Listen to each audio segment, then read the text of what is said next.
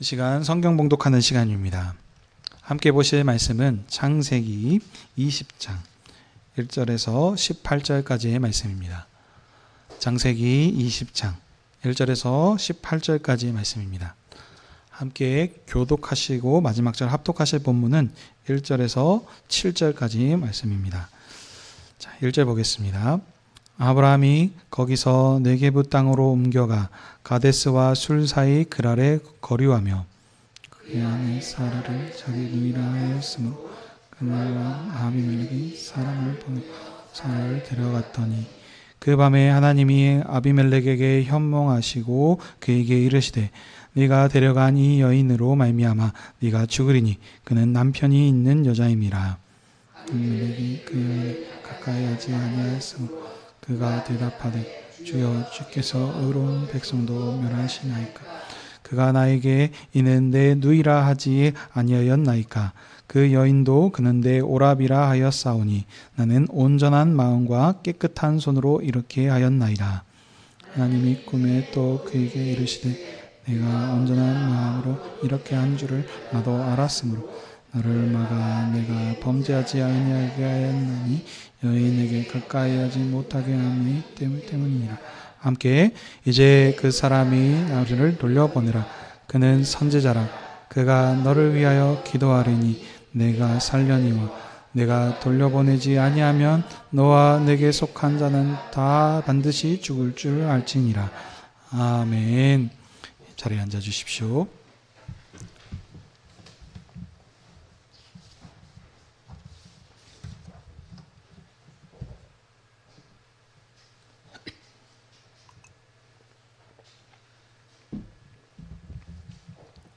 기도하겠습니다. 하나님 아버지, 오늘도 주님의 교회를 아버지 앞으로 불러주셔서 아버지께 영광과 찬양을 올려드릴 수 있게 해주시니 감사드립니다. 이제 주님의 생명의 말씀을 듣기 원합니다. 아버지의 영광과 주님의 교회를 위해 말씀 전하는 자에게 진리의 말씀을 풍성히 허락해 주시옵소서.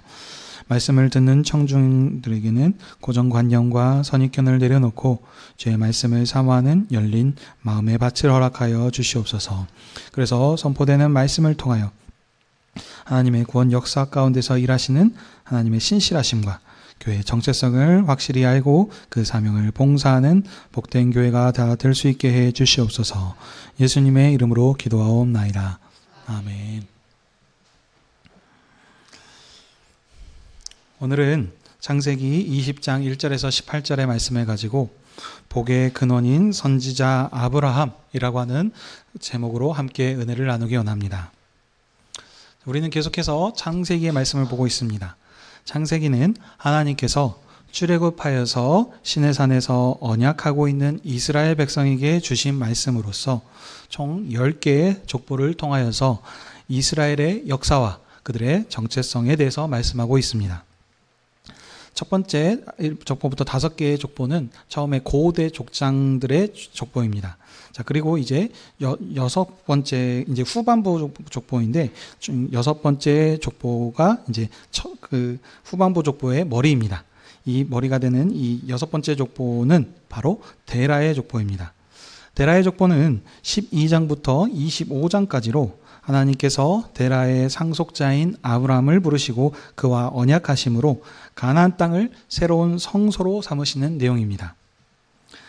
데라의 족보 처음 부분인 12장부터 15장은 하나님께서 아브라함을 부르시고 그와 언약하시는데 그 언약을 2번 반복합니다.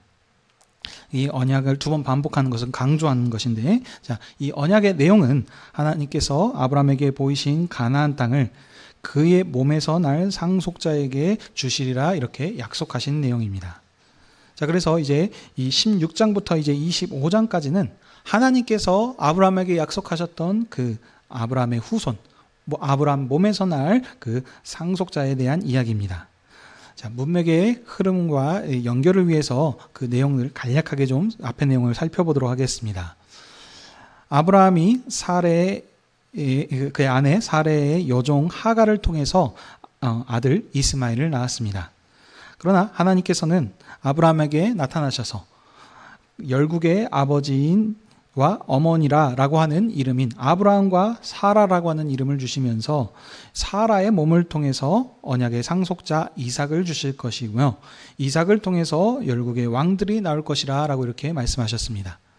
그러니까 종에서 난 하갈에게서 난 그 이스마엘이 아니라 이제 사라라고 하는 네 아내에서 나온 그 아들 이삭을 통해서 그 하나님께서 약속을 이어가실 것이다. 이렇게 말씀하신 것입니다. 하나님께서 이렇게 말씀하시자 아브라함은 이 언약을 믿음으로 몸에 새기는 이 할례를 통해서 하나님 앞에서 온전히 행하였습니다. 자, 그리고 나서 이제 하나님께서 아브라함의 장막에 친히 방문하여 주셔서 식사 교제를 하시고 이제 그 시간 가운데 이제 내년 이맘쯤에 이삭이 태어날 것이다라고 하는 기쁜 소식을 전해 주셨습니다. 그리고 이제 언약 역사의 동반자인 아브라함에게 소돔과 고모라에 심판하실 것을 알려 주셨습니다. 이러자 이제 아브라함은 의인의 머리로서 복의 근원으로서 소돔과 고모라를 위하여 탄원하는 기도를 드렸습니다. 하나님께서는 이런 아브라함의 기도에 간청을 허락하시사 의인 10명만 있으면 심판하지 않으시겠다 약속하셨습니다. 그러나 하나님께서 보내신 이 두 천사가 소돔성을 둘러봤을 때 이 소돔성이 너무나도 악하였습니다. 그래서 이제 이 소돔성을 심판하려고 하였는데 하나님께서는 심판 중에 아브라함을 생각하사 조카 롯의 가정을 구원하여 주셨습니다.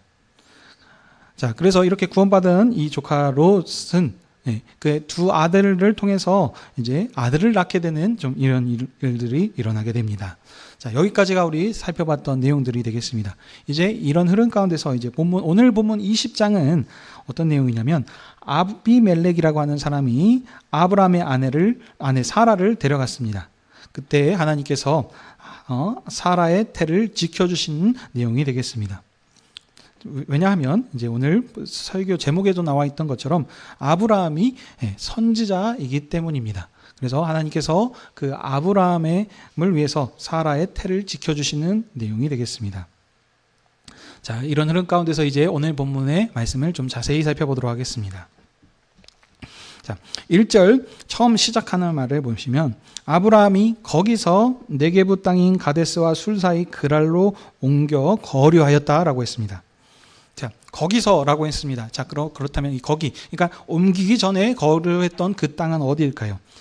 아브라함이 이전에 머문 곳은 13장 18절에 나옵니다. 아브라함이 조카 롯과 함께 지내고 있었습니다. 가나안 땅에 들어와서. 자, 그래서 함께 거하고 있었는데 하나님께서 그에게 큰 은혜를 허락하여 주셨죠. 그래서 거부가 큰 부자가 되게 해주셨습니다. 근데 조카 롯까지 함께 거부가 되게 하셔서 두 사람의 소유가 너무 많았기 때문에 이제 서로 헤어지게 됐습니다. 그래서 조카 롯이 동쪽인 소돔 지역 쪽으로 갔었고 아브라함은 헤브론 마무리 상수리 수풀에 장막을 펴서 거기서 거주하고 있었습니다. 그래서 그때부터 지금까지 쭉 이렇게 거주하고 있었던 것입니다. 근데 이제 이 아브라함이 오늘 20장 1절에 보시게 되면은 여기 그 헤브론 상수리 수풀이라 그랬는데 이 헤브론 지역을 떠나서 네게부 지역으로 옮겼다라고 이렇게 말씀하고 있습니다. 근데 여기 옮겼다라고만 언급을 하고 있지 본문에서는 아브라함이 왜 거주지를 옮겼는지에 대해서는 구체적으로 언급하고 있지 않습니다. 자, 아브라함이 이제 이 그랄 지역으로 옮겨서 거하고 있었는데 거기서도 아브라함이 아내 사라를 누이라라고 하였습니다.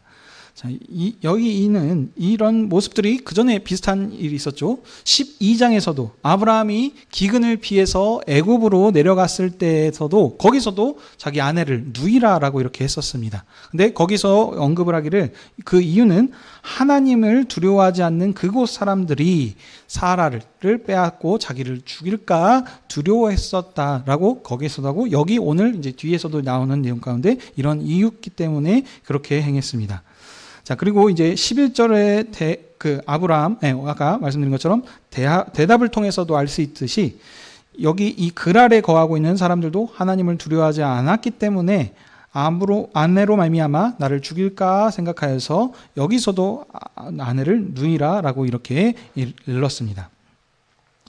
자, 그래서 이제 이 그랄 왕이 보시면 아비멜렉이라고 하는 사람인데 아브라함한테 사람을 보내가지고 당신의 누이를 나에게 주십시오 라고 하면서 이렇게 그 사라를 데려가게 됐습니다. 3절에 보시면 이제 아비멜렉이 사라를 데려간 그날 밤에 바로 그날 저녁에 하나님께서 아비멜렉의 꿈에 나타나셔서 내가 데려간 그 여인은 남편이 있는 여자이니 만일 네가 그녀를 가까이 하게 되면 죽을 것이다 라고 이렇게 경고하여 주셨습니다. 자, 하나님께서 이렇게 현몽하여서 꿈에서 이렇게 나타나셔서 말씀하시자 아비멜렉이 이제 항변을 하죠. 자, 아비멜렉이 그 여인을 가까이 하지 않았습니다 라고 이렇게 얘기하면서 않았기 때문에 떳떳하게 대답을 합니다. 제가 그 여인을 데려오기는 하였지만 가까이 하지 않았다 이렇게 얘기했는데 여기서 이 가까이 하지 않았다라는 것은 그 성적인 접촉을 말하는 겁니다. 그래서 아비멜렉이 사라를 데려오기는 했으나 성적인 관계는 갖지 않은 것입니다. 그래서 아비멜렉은 아브라함이 그 여인을 자신의 누이라고 했고 그 여인도 그는 자기의 오랍이라고 하였기 때문에 아하 그렇구나. 그래서 자기는 온전한 마음으로 그녀를 데려왔다라고 이렇게 말했습니다. 그래서 자신은 의롭고 온전한 마음과 깨끗한 손으로 이 일을 행했다라고 하면서 하나님께 항변하였습니다. 여러분 이제 지금 이 일이 일어났을 때 지금 아브라함의 나이를 우리가 대략 추측해 볼 수 있죠. 아비멜렉이 사라를 데려왔을 때 그 전에 우리 그 내용들을 보시게 되면은 이 아브라함은 100세가 거의 가까운 나이고 사라는 90세가 되는 나이입니다. 자, 근데 그렇기 때문에 생리가 지금 끊어진 그런 지금 시기였죠. 그래서 지금 자녀를 출산하지 못하고 있는 상황입니다. 자, 그러니 사라가 아무리 아름다웠다고 했는데 여기 시기 보면은 오늘 20장 본문에서는 사라가 아름다움을 보고 지금 아비멜렉이 지금 사라를 데려왔다라고 하는 말은 없습니다. 그렇기 때문에 아름다움을 보고 빼앗으려고 하는 어떤 그런 12장의 그 애굽에서 내려갔을 때와는 비슷한 내용이지만 좀 다른 지금 부분이 있습니다.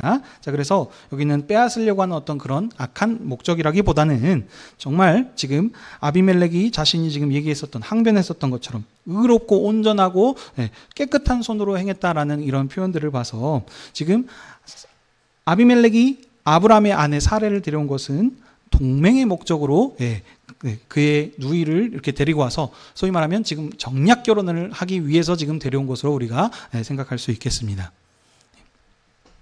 자, 하나님께서는 이런 아비멜렉의 마음을 아셨기 때문에 그가 범죄하지 않도록 그의 꿈에 나타나셔서 사라를 가까이 하지 못하게 미리 막으셨습니다. 그래서 그날 바로 저녁에 나타나신 거죠. 그래서 아비멜렉에게 아브라함의 그 아내이니 이제 그를 돌려보내라라고 이렇게 명령하셨습니다. 그리고 그 이유를 지금 설명하시죠. 7절에 보시게 되면 왜냐하면 아브라함은 하나님께서 세우신 선지자이기 때문입니다. 그래서 이는 하나님의 선지자이기 때문에 그가 기도하면은 살 것이고 만일 그녀를 돌려보내지 않으면 아비멜렉과 그에게 속한 모든 자녀가 다 죽을 것이다 라고 이렇게 하나님께서 경고하여 주셨습니다. 이 일이 이제 꿈에서 일이 있은 후에 아비멜렉이 아침 일찍 일어나 모든 종들을 다 불러놓고 지난밤에 있었던 일을 있었던 일이죠. 아브라함과 그녀의 일로 하나님께서 자기에게 이르신 모든 일들을 다 증언했습니다. 자, 이 일들을 종들이 다 들었으니 그 모든 말들을 들었던 그 사람들의 반응이 어땠습니까? 심히 두려워했습니다. 그리고 아비멜렉이 이제 아브라함을 불러서 이제 말을 하죠. 어찌하여 우리에게 이렇게 하였느냐? 네가 무슨 뜻으로 이렇게 하였느냐? 내가 무슨 죄를 범하였기에 내 나라를 망하게 하였느냐? 라고 이렇게 하면서 거듭 3번 이렇게 물었습니다. 그렇죠? 억울하죠. 자신은 의로운 마음으로 이렇게 행했는데 속임을 지금 당한 것 같은 상황이니까 이렇게 얘기를 했겠죠. 자, 그래서 아비멜렉이 이렇게 말을 하자 아브라함이 대답합니다. 이곳에는 하나님을 두려워함이 없으니 내 아내로 말미암아 사람들이 나를 죽일까 하여 그랬다라고 이렇게 대답했습니다. 내가 하나님의 부르심을 받고 아버지 집을 떠날 때부터 우리는 실제로 오누이처럼 하자 서로 약속했다라고 했습니다. 그리고 그녀가 지금은 자신의 아내이긴 하지만 실제로는 그녀가 자신의 이복누이라라고 하면서 이 되어진 그 이유들에 대해서 설명을 합니다. 자, 그러자 이제 아비멜렉이 아브라함의 말을 듣고 아브라함에게 많은 재물을 주고 사라도 돌려보내고 아브라함 당신 네가 원하는 곳이면 어디든지 평안히 거주하도록 이렇게 배려해 주었습니다. 그리고 이제 모든 사람 앞에서 아브라함에게 은 1000개의 위자료를 주어서 사라의 부끄러움을 합법적으로 해결해 주었습니다.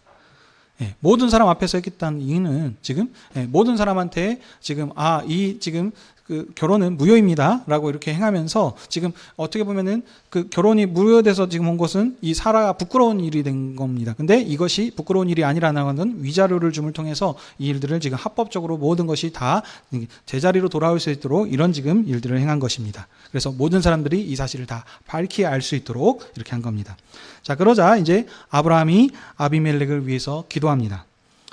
하나님께서는 아브라함의 기도를 들으시고 아비멜렉의 집을 치루하셔서 그의 아내와 여종을 출산하게 하셨습니다.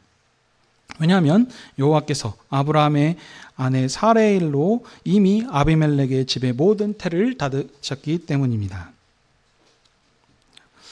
오늘 이 말씀을 이제 다 살폈습니다. 이 말씀을 좀 정리하도록 하겠습니다.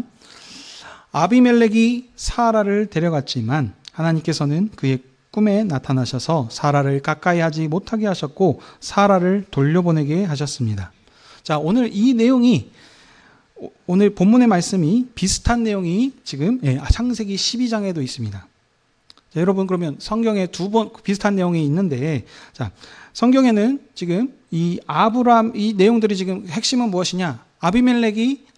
아브라함이 자기 아내를 지금 빼앗길 뻔한 지금 사건이 지금 12장, 오늘 20장 이렇게 두 번 반복이 된 겁니다. 자, 그런데 이 참 아브라함이 믿음의 조상이라고 하는 아주 지금 그 믿음의 언약의 상속자라고 하는 이 사람인데 이런 지금 좀 어떻게 보면 좀 부끄럽고 안 좋은 이야기를 한 번도 아니고 그것도 두 번이나 이렇게 기록해서 하고 있을까요? 여러분 제가 이제 많이 했던 얘기 있습니다. 성경에서 두 번은 뭐다? 반복음으로 강조이다. 라고 이렇게 생각하실 수도 있겠습니다. 자, 근데 여러분 보시게 되면은 반복하려면은 반복은 한 번, 두 번 이어서 연거푸어서 반복을 해야지 좀 이렇게 드러나지 않습니까? 근데 여기 보게 되면 12장하고 13장에서 바로 연거푸은 것이 아니고 지금 중간에 긴 텀을 가지고 있고 나중에 이제서 한번 20장에서 또 이런 내용이 나오고 있다는 겁니다. 그렇기 때문에 이것은 강조하는 어떤 그 문맥을 따라서 보게 되면은 그 강조하고자 하는 이런 표현이 아니고 서로 비슷한 사건이 있는데 두 사건이 서로 지금 강조하고자 말하고자 하는 지금 그 내용이 좀 서로 다른다는 것을 우리가 알 수 있습니다. 자, 좀 그 강조점이 좀 명확하게 드러나기 위해서는 그 다른 부분들을 서로 비교해 보면 그것이 좀 잘 드러납니다. 그래서 12장의 내용과 간략하게 좀 서로 비교해 보도록 하겠습니다. 12장에서는 아브라함이 애굽으로 내려간 이유를 말을 하고 있습니다. 기근을 피해서 여기에 지금 가나안 땅에 기근이 있기 때문에 그가 내려갔다고 했습니다. 자, 지금 아브라함은 지금 나그네입니다. 그래서 기근이 있기 때문에 그 기근이 있다면 어떻겠습니까? 지금 애굽으로 내려간 이유는 애굽 지역이 나일강이라고 하는 그 삼각주라고 하는 아주 그 풍성한 그 곡창지대입니다. 그렇기 때문에 당연히 곡식이 있는 그쪽으로 이렇게 내려가게 된 것입니다. 그때 내려갔는데 아브라함이 그 내려가서 바로 왕한테 아내를 이렇게 빼앗기게 되는 사건이 있습니다. 그래서 하나님께서는 이 일로 바로 왕과 그 집에 큰 재앙을 내리셨고 이에 바로 왕이 사라를 아브라함에게 돌려보냈습니다. 자, 이 흐름 가운데서 이 문맥 가운데서 그러면 여기 12장의 강조점은 무엇이냐? 아브라함이 기근을 피해서 지금 애굽으로 내려갔다가 아내를 빼앗길 뻔한 지금 위기의 순간에 처해 있는데 하나님께서 아브라함의 소유인 아내를 지켜주셨고 지켜주신 정도뿐만이 아니고 오히려 그가 돌아왔을 때 네게브 지역으로 돌아왔을 때 큰 부자가 되게 해주셨다라는 지금 그것이 지금 강조점입니다. 근데 여기서 끝나는 거 아니죠. 뒤 그 문맥을 우리가 보자 그랬습니다. 13장에는 무슨 얘기 나옵니까? 아브라함만 부자가 된 것이 아니고 그 뒤에서 조카 롯도 함께 부자가 되어서 그들이 함께 거주할 수 없을 정도로 지금 큰 물질의 복을 하나님께서 허락하여 주신 것입니다. 그게 12장의 강조점이 되겠습니다. 자, 그러면 오늘 본문인 20장을 보십시오. 20장에서는 부자 됐다는 내용이 여기서 지금 조금 있긴 있습니다. 하지만 지금 뒤에 21장과도 좀 연결해서 우리가 그 문맥의 흐름을 좀 살펴보도록 하겠습니다. 20장은 부자가 되었다는 것이 강조가 아닙니다. 뒤에 이어지는 21장을 보시게 되면 무슨 내용이 나옵니까? 사라를 통해서 하나님께서 약속하셨던 이삭을 낳게 해주시는 이삭에 대한 출생에 지금 기록되고 있습니다. 자, 그렇기 때문에 20장은 강조점, 말하고자 하는 말씀이 무엇이냐? 아비멜렉에게 아내를 빼앗기게 될 위기 가운데서 하나님께서 사라의 태를 지켜주신 것이 강조점입니다. 부자가 되게 해주셨다라는 것이 강조점이 아니고 사라의 태를 지켜주신 것입니다. 그렇기 때문에 지금 하나님께서 지키실 때에 지금 주셨던 그 재앙도 지금 서로 차이가 있습니다. 애구방 12장에서는 애구방에는 단순한 재앙이다라고 언급만 하고 있습니다. 근데 여기 20장에서는 어떻습니까?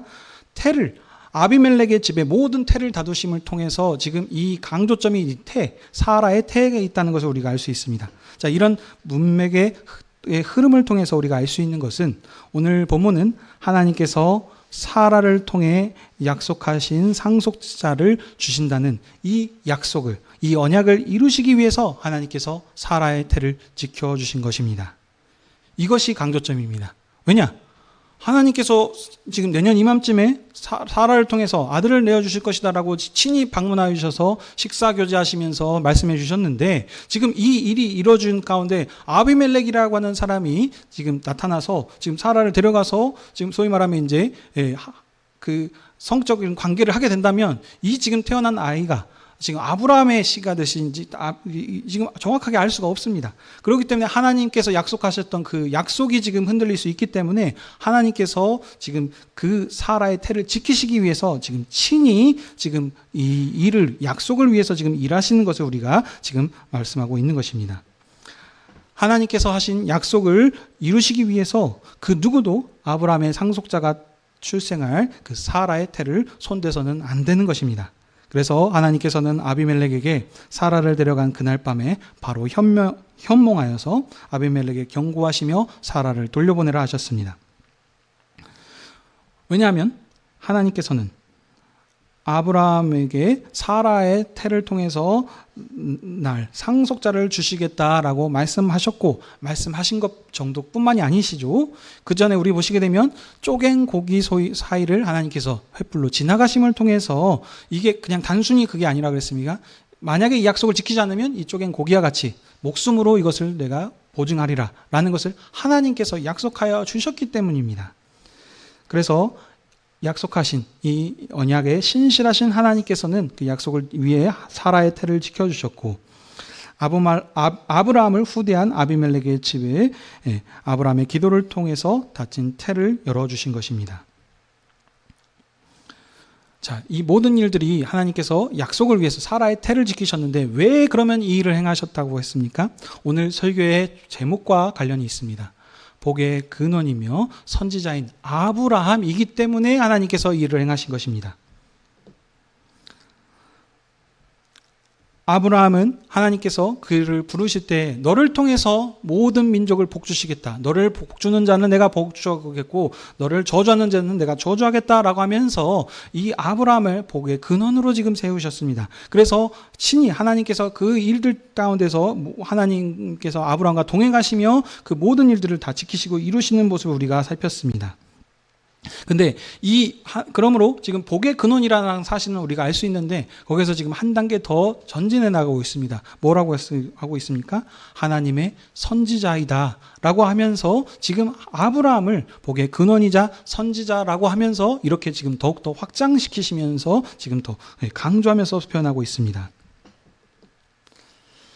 자, 그러면 오늘 이 말씀을 통해서 지금 하나님께서 아브라함이 선지자이기 때문에 복의 근원이기 때문에 그 언약의 상속자를 주시기 위해서 사라의 태를 지키셨다라는 사실을 우리가 알았습니다.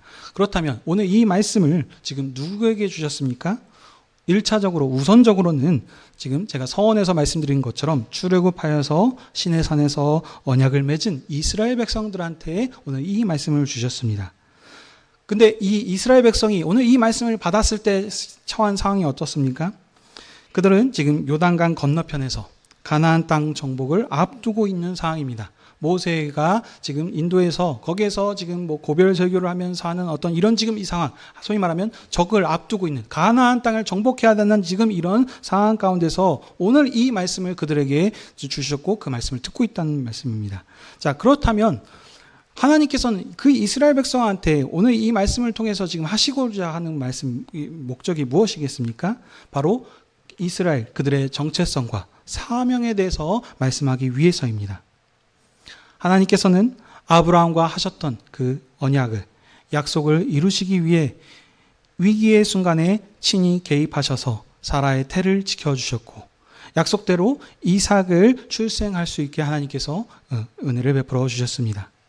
그래서 이 하나님께서 이 지금 사라의 태를 지키셨기 때문에 뒤에 이어 나오는 21장에 약속대로 아브라함에게 약속하신 이삭이라고 하는 아들이 태어날 수 있는 것입니다. 그래서 이삭이 태어났습니다. 이삭이 누구입니까? 이 이삭은 바로 지금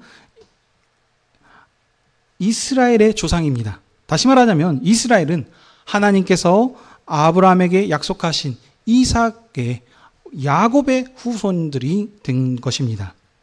하나님께서 아브라함을 복의 근원으로 세우셨기 때문에 아브라함을 복주는 자는 하나님께서 그를 복주신다라고 하셨고 아브라함을 저주하는 자는 그를 하나님께서 저주하셨습니다. 이 언약을 이어받은 자들이 바로 누구입니까? 이삭의 후손인 이스라엘 백성들이라는 것입니다. 그렇다면 그 이스라엘 백성들이 이 말씀을 받아들일 때 어떻게 받아들이겠습니까? 누구든지 이스라엘을 저주한다면 하나님께서 그들을 저주하실 것이고 누구든지 이스라엘을 후대한다면 그 하나님께서 그 민족을, 그 사람을 하나님께서 후대해 주실 것입니다. 왜냐하면 이스라엘은 하나님의 기쁘신 뜻을 따라 아브라함의 선지자로 택하셨던 그런 것처럼 이스라엘은 하나님께서 그 주셨던 아브라함의 언약을 이어받은 언약의 상속자들이기 때문입니다. 그러므로 이스라엘의 그들이 가지고 있는 정체성은 무엇입니까? 세상을 복주는 하나님의 선지자, 제사장 민족이라는 것이 이스라엘의 정체성이자 사명입니다. 그래서 이스라엘 백성들한테 너희들이 누구이냐? 바로 하나님께서 아브라함을 선지자로 세우셨던 것처럼 너희들이 그 언약을 이어받은 선지자적이며 제사장 민족인들이 바로 너희들 이스라엘이다. 그러니 어떡하라?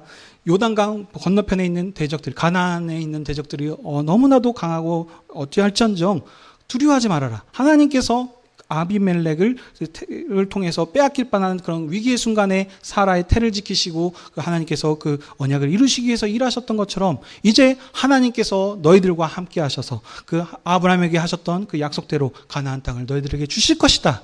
그러니 너희들이 이 약속의 말씀을 믿고 너희들이 선지자인 것처럼 제사장 민족인 것처럼 그 말씀을 믿고 그것을 이루려 행하라 라고 하시면서 그들의 정체성과 사명에 대해서 말씀하시고자 이 말씀을 주신 것입니다. 자, 그렇다면 여러분 우리에게 적용을 하는 것이 필요하죠. 1차적으로는 이스라엘 백성들한테는 이렇게 그들이 받아들였을 것입니다. 하지만 우리에게 적용한다면 우리는 어떻습니까? 우리는 현재 구약 백성이 아니고 이스라엘 백성이 아닙니다. 그래서 우리는 지금 신약 시대를 살고 있는 사람들이기 때문에 이 말씀을 우리에게 어떻게 적용해야 되겠습니까? 언약의 신실하신 하나님께서 이제 이스라엘의 태, 곧 마리아의 태를 통해서 아들을 낳게 하여 주셨습니다. 마리아의 태를 통해서 대적의 손으로부터 지키시고 그 태를 통해서 임마누엘하게 하시고 다시는 하나님의 이름을 조롱하지 못하도록 하나님의 마지막 상속자를 주셨습니다. 바로 그들이 그 아들이시죠. 하나님의 아들이신 예수 그리스도를 이 땅에 보내주셨습니다. 그래서 이 예수 그리스도께서는 어떤 분이시냐? 아브라함의 후손이자 다윗의 후손으로 오신 분이십니다. 근데 이 예수 그리스도께서 태어나실 때 마치 아브라함이 상속자 이삭을 낳을 때 그 사라의 태를 지키신 것처럼 이제 예수 그리스도를 이 땅에 보내실 때 그의 어머니인 마리아의 태를 하나님께서 지켜주셔서 그렇죠? 그 마리아가 출산할 때 많은 대적들이 그래서 헤롯 왕을 비롯한 수많은 지금 사람들이 지금 이것을 지금 없애려고 지금 했었던 그런 지금 위기의 순간 가운데서 하나님께서 마리아의 태를 지켜주셨고, 마리아를 통해서 하나님께서 약속하셨던 이 아들을 이 땅에 보내주셔서 태어나게 하여 주셨습니다. 이 아들은 어떤 분이십니까? 하나님의 아들이십니다. 약속하셨던 선지자이시고 제사장이시고 왕이신 분이 바로 이 예수 그리스도이십니다. 이 예수 그리스도께서는 어떤 분이십니까? 하늘과 땅 아래 모든 사람들을 위해서 참 상속자로 이 땅에 오신 분이십니다. 그래서 이제 아브라함은 단순히 가나안 땅만 정복하는 그 정도의 어떤 그것이 아니고, 이제 이 예수 그리스도는 사망 권세를, 그 어떤 세상에 있는 사람들도 다, 아브라함도 마찬가지고 많은 사람들이 어떤 선지자적인 일을 했을지언정 그 죽음은 극복하지 못하고 다 죽었습니다. 그러나 이 예수 그리스도께서는 어떠셨습니까? 죽은 지 3일 만에 부활하셔서 사망 권세를 이기신 이 평강의 왕이신 이 생명의 주가 되어 주셨습니다. 그래서 이 주님께서 지금 부활하시고 하늘 보좌에 오르셔서 하늘의 땅과 모든 권세를 다스리고 통치하시는 만왕의 왕이 되신 분이십니다. 이 주님께서 어떠셨습니까? 이제 그의 믿는 자들에게, 자기를 믿는 자들에게, 바로 교회에게 하나님 나라의 상속을 주시는 이 모든 권세를 위임하여 주셨습니다. 그래서 교회에게 자신의 피와 살을 주시면서 말씀하십니다. 그래서 이 피와 살을 먹는 자는 뭐라 그럽니까? 나를 믿는 자는 영원히 죽지 않을 거죠. 살아서 믿는 자는 영원히 죽지 아니하리라 라고 이렇게 우리에게 말씀하여 주셨습니다.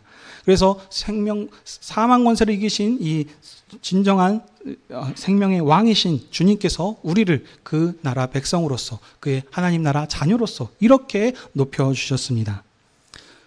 이스라엘 백성들이 의로워서 어떤 일을 잘했기 때문에 하나님께서 그들을 복주신 것이 아닙니다. 그들을 복주신 이유는 그 언약이, 하나님의 약속이 그들 가운데 있었기 때문입니다.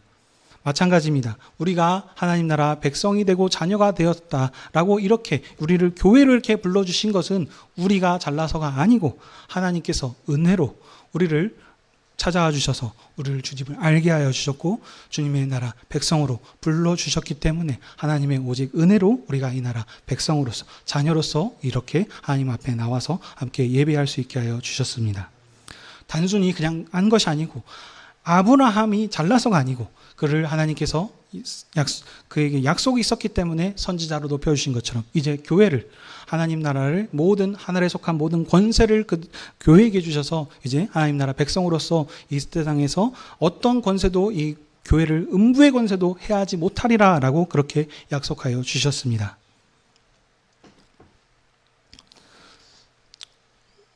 사랑하는 성도 여러분, 오늘 주님께서 우리를 주님의 상으로 불러주셔서 우리에게 다시 말씀하여 주십니다. 이것은 너희를 위하는 흘리는 내 피니 마셔라.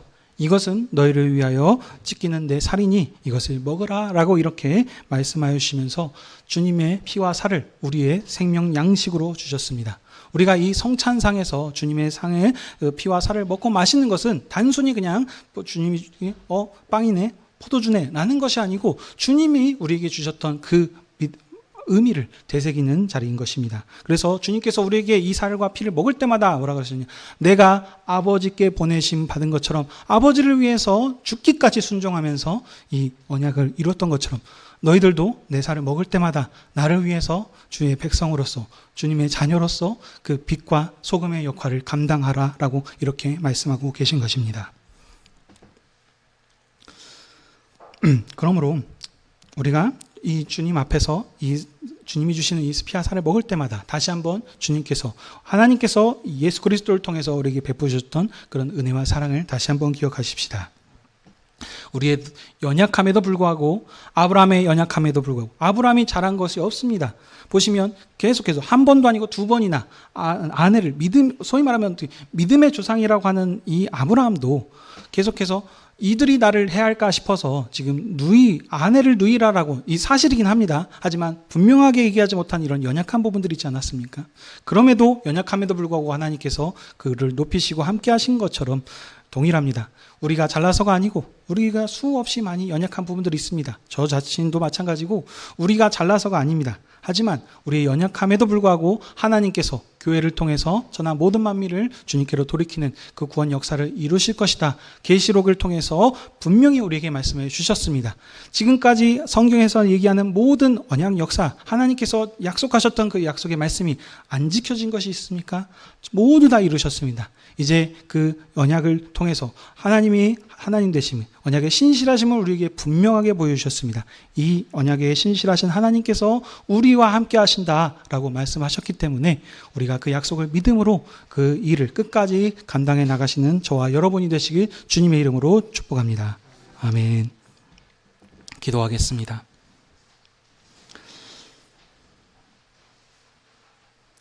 하나님 아버지, 오늘도 교회를 주님의 상으로 부르셔서 주님의 음성을 듣게 하여 주시고 주님의 은혜의 일하심을 알게 하여 주셔서 우리의 믿음과 사명을 일깨워 주시니 감사드립니다.